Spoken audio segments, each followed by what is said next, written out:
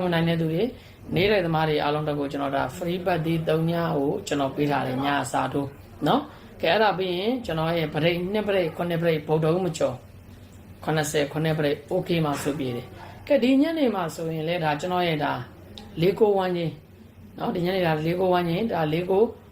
6ဆိုတဲ့ကဏ္ဍတော့မပါဘူးပေါ့ဗျာဒါ1ချင်းတော့ okay တယ်ပေါ့เนาะ4ကိုမှာ4ကို1ချင်း okay တယ်ကဲအားလုံးပဲမင်္ဂလာပါเนาะကျွန်တော်အဖွဲ့ဝင်တွေအတွက်လည်းကျွန်တော် okay သွားပြီ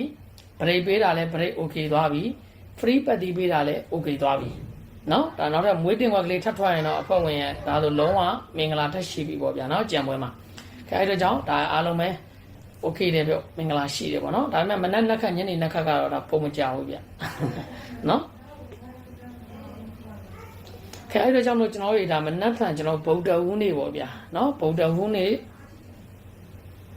မနက်ဖြန်73ရက်5လပိုင်း2026ဗုဒ္ဓဟူးနေ့12နာရီ10မိနစ်ကိုကျွန်တော်တို့သွားကြမယ်ပေါ့နော်ဗုဒ္ဓဟူးနေ့12နာရီ10မိနစ်ကိုကျွန်တော်တို့သွားကြမယ်